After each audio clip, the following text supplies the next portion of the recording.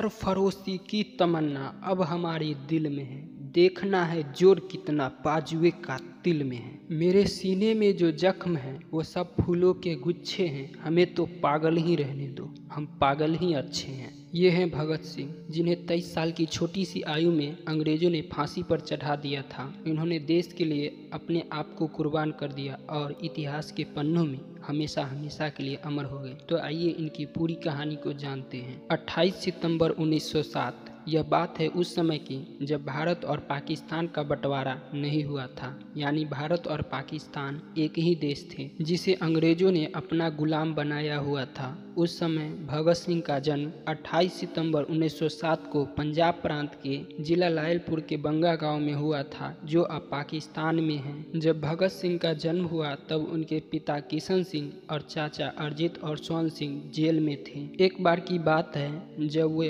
अपने पिता के साथ खेत में गए तब उन्होंने अपने पिता से सवाल किया कि पिताजी आप लोग खेत में क्या करते हो। तब उन्होंने कहा हम लोग बीज बोते हैं जिससे फसल होती है और ढेर सारा अनाज मिलता है। इससे उन्होंने अपने पिता से सवाल किया कि पिताजी अगर ऐसा ही है तो आप लोग खेत में बंदूकें क्यों नहीं बोते, ताकि अंग्रेजों के मारने के काम आए, और हमारे पास ढेर सारी बंदूकें होगी तो हम अंग्रेजों का डटकर सामना कर पाएंगे। दोस्तों, सरदार किशन सिंह ने अपने बेटे से ऐसी बातें सुनी तो पहले तो वह हैरान रह गए, लेकिन मन ही मन बहुत खुश भी हुए कि उनका बेटा देशभक्ति की राह पर जा रहा है। भगत सिंह जैसे जैसे बड़े होते गए उनके अंदर देशभक्ति की भावना बढ़ती चली गई। 13 अप्रैल 1919 इस दिन कुछ ऐसा हुआ जो भगत सिंह के दिल और आत्मा को झकझोर कर रख दिया और अंग्रेजी हुकूमत के खातिर आक्रोश भर दिया, क्योंकि इस दिन भारत का सबसे बड़ा क्रूर नरसंहार हुआ था। दोस्तों, यह घटना थी पंजाब प्रांत के अमृतसर के स्वर्ण मंदिर के स्थित जलियांवाला बाग हत्याकांड की, जिसमें अंग्रेजी अधिकारी जनरल डायट ने रॉलेट एक्ट के विरुद्ध में हो रहे एक सभा पर बिना किसी चेतावनी के भीड़ में खड़ी मासूम लोगों पर गोलियां चलवा दी। इस घटना में हजारों लोग मारे गए थे और जब भगत सिंह ने इस घटना के बारे में सुना तो लगभग 20 किलोमीटर पैदल चलकर घटना वाली जगह पर पहुंच गए और उन्होंने वहां जो देखा वो बहुत ही दर्दनाक था। और उस दिन से उन्होंने इस सभी शहीदों का बदला लेने की ठान ली और खून से सनी मिट्टी को बोतल में भरकर घर ले आए। और उस समय उनकी उम्र सिर्फ 12 साल थी। 1 अगस्त 1920 ये वो तारीख है जब महात्मा गांधी ने असहयोग आंदोलन की शुरुआत की, जिसके अनुसार उन्होंने कहा कि कोई भी हिंदुस्तानी अंग्रेजों का साथ न दे, हर सरकारी नौकर नौकरियां छोड़ दे, मजदूर फैक्ट्री से बाहर निकल आए, बच्चे सरकारी स्कूलों में जाना बंद कर दे और कोई भी भारतीय किसी भी तरह का टैक्स ना दे और सारी विदेशी कपड़ों को जला दे। इसके पीछे उनका मकसद था कि ब्रिटिश सरकार का सारा काम रुक जाए। उन्होंने लोगों को विश्वास दिलाया कि अगर हम सब लोग मिलकर ऐसा किया तो भारत को 1 साल के अंदर ही आजादी मिल जाएगी। दोस्तों, महात्मा गांधी के इन विचारों से सभी भारतीय काफी प्रेरित थे और बहुत कम उम्र में भगत सिंह ने महात्मा गांधी के असहयोग आंदोलन में जुड़ गए। 5 फरवरी 1922 फिर 5 फरवरी 1922 को गोरखपुर जिले के चौराचौरी स्थान पर पुलिस ने जबरन एक जुलूस को रोकना चाहा, जिसकी वजह से जनता ने गुस्से में आकर थाने में आग लगा दी, जिसमें एक थानेदार और 21 सिपाहियों की मौत हो गई। और इस घटना से गांधी जी नाराज होकर अपना असहयोग आंदोलन ये कहकर वापिस ले लिया कि स्वतंत्रता के लिए हमारा देश अभी तैयार नहीं है। दोस्तों, गांधी जी के असहयोग आंदोलन रद्द कर देने के कारण भगत सिंह के अंदर गांधी जी के प्रति रोष उत्पन्न हो गया था, लेकिन पूरे राष्ट्र की तरह वो भी महात्मा गांधी का सम्मान करते थे। अब भगत सिंह समझ चुके थे कि जिंदगी तो अपने दम पर जिए जाते हैं, दूसरों के कंधों पर तो जनाजे उठा करते हैं। अब भगत सिंह गांधी जी के अहिंसात्मक आंदोलन की जगह हिंसात्मक आंदोलन को अपनाना सही समझा और इस तरह वे 2 दल में बट गए, गरम दल और नरम दल। नरम दल गांधी जी का था जिसमें वे कई सारे आंदोलन किए और गरम दल भगत सिंह का था जिसमें वे कहते थे कि अगर हमें आजाद होना है तो हमें ईंट का जवाब पत्थर से देना ही होगा। और इस तरह वे कई दलों के सदस्य बने। इनके इनके दलों में प्रमुख क्रांतिकारियों में चंद्रशेखर आजाद, सुखदेव और राजगुरु इत्यादि थे। 9 अगस्त 1925 इन क्रांतिकारियों ने हथियार खरीदने के चलते ब्रिटिश सरकार का खजाना लूटने की एक ऐतिहासिक घटना हुई, जिसे आज हम काकोरी कांड के नाम से जानते हैं। 30 अक्टूबर 1928 ये वही साल है जब साइमन कमीशन के बहिष्कार के चलते एक भयंकर प्रदर्शन हुए, जिसमें हुए लाठीचार्ज में लाला लाजपत राय जी पूरी तरह घायल हो गए। दोस्तों, उस समय लाला लाजपत राय जी कहा था कि मेरे शरीर पर पड़ी एक एक लाठी ब्रिटिश सरकार के रखे ताबूत में एक एक कील का काम करेगी। और ठीक 18 दिन बाद 17 नवंबर 1928 को इन्हीं चोटों की वजह से लाला लाजपत राय जी का देहांत हो गया। और लाला लाजपत राय जी का देहांत होने से पूरा देश गम में डूब गया। लेकिन भगत सिंह और उसके साथियों ने अंग्रेजी सरकार को सबक सिखाने के लिए एस्कॉट को मारने की योजना बनाई।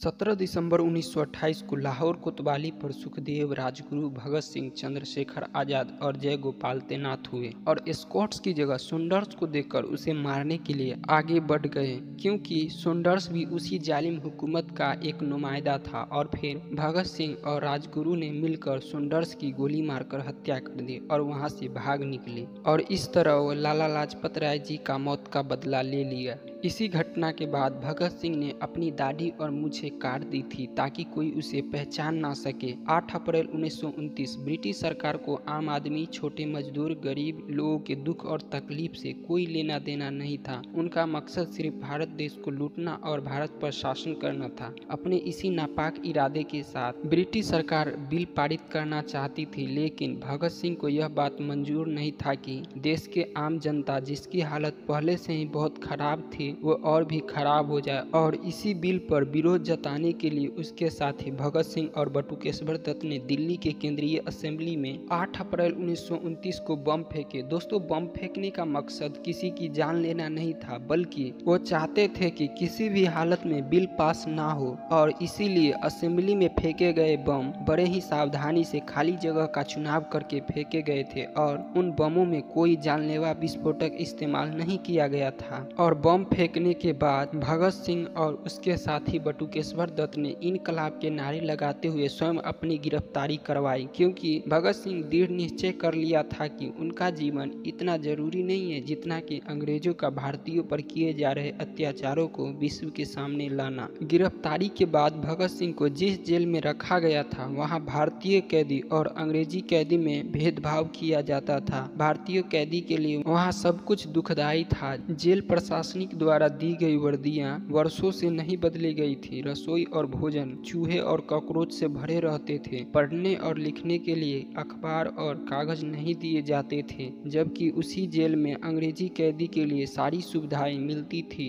ये देखकर भगत सिंह ने कहा कि कानून सबके लिए एक है, और उन्होंने ये निर्णय लिया कि जब तक हमारे साथ इंसानों जैसा व्यवहार नहीं किया जाता, खाने लायक खाना और साफ सुथरे कपड़े, पढ़ने के लिए अखबार और किताबें नहीं दिए जाते, तब तक हम खाना नहीं खाएंगे। जून 1929 यहाँ से सफर शुरू होता है उनके भूख हड़ताल का, जिसमें बटुकेश्वर दत्त ने भी उनका साथ दिया। उनके भूख हड़ताल तुड़वाने के लिए अंग्रेजी अफसरों ने उन पर ऐसे जुल्म बढ़ाए जिसकी कल्पना मात्र से रूह कांप जाती है। उन्हें घंटों बर्फ की सिल्लियों पर लिटाकर कोरों से पीटा जाता, उनके मुंह में जबरदस्ती दूध डाली जाती थी, लेकिन वे अपने हौसलों के इतने पक्के थे कि एक भी बूंद अपने शरीर में जाने नहीं दिया। उनके पानी की घरों में पानी की जगह दूध रख दिया जाता था। और इसी भूख हड़ताल के कारण जेल में ही एक महान स्वतंत्रता सेनानी जतिंदर दास की मौत हो गई। उन्होंने 63 दिनों तक कुछ नहीं खाया था, लेकिन उनकी भूख हड़ताल अटूट रही। उसके मौत हादसे ने पूरे भारतवर्ष को हिलाकर रख दिया और आखिरकार ब्रिटिश सरकार को उनके सामने घुटने टेकने ही पड़े और भगत जी की सारी शर्तों को मानना पड़ा। 5 अक्टूबर 1929 को 116 दिन बाद भगत सिंह ने अपनी भूख हड़ताल तोड़ी थी। भगत सिंह का वजन 60 केजी था, लेकिन इस भूख हड़ताल के कारण उनका वजन 6 किलो तक कम हो गया था। 26 अगस्त 1930 को अदालत ने भगत सिंह को भारतीय दंड संहिता की धारा 129, 302 और विस्फोटक पदार्थ अधिनियम की धारा 4 और 6 और FIC की धारा 120 के अंतर्गत अपराधी सिद्ध किया। 7 अक्टूबर 1930 को अदालत द्वारा फैसला सुनाया गया, जिसमें भगत सिंह, सुखदेव, राजगुरु को फांसी की सजा और सभी अन्य क्रांतिकारियों को आजीवन कारावास की सजा सुनाई गई। 23 मार्च 1931 फांसी का दिन। फांसी देने का समय सुबह 24 मार्च 1931 को रखा गया था, लेकिन भारतीय जनता में भगत सिंह के फांसी को लेकर काफी आक्रोश भरा हुआ था। इसलिए अंग्रेजों ने 23 मार्च 1931 को ही फांसी देने का फैसला किया। और जब जेल के अधिकारी उन्हें सूचना दिया कि उन्हें फांसी का वक्त आ गया, तब वे एक किताब पढ़ रहे थे। तब उन्होंने कहा, ठहरिए, और उस किताब को पढ़कर खत्म करने के बाद पुस्तक रखकर बोले, अब चलो। फांसी की तख्तों पर जाते समय सुखदेव, राजगुरु और भगत सिंह तीनों मस्ती में गाना गा रहे थे और फांसी की तख्तों पर खड़े होकर जोरदार इनकलाब के नारे लगाए। और 23 मार्च 1931 की शाम 7:33 पर सुखदेव, भगत सिंह और राजगुरु को फांसी दे दी गई और वो हमेशा हमेशा के लिए अमर हो गए। दोस्तों, जरा विचार कीजिए कि जिस आजाद देश की हवा में हम सांस ले रहे हैं, उसके लिए इन वीर सपूतों ने कितनी बड़ी कुर्बानियां दी है, और इन सभी क्रांतिकारियों को मेरा दिल से नमन है। दोस्तों, ऐसे वीडियोज बनाने में बहुत मेहनत लगती है, तो आप इस वीडियो को लाइक, शेयर और सब्सक्राइब करके ही जाइएगा। जय हिंद।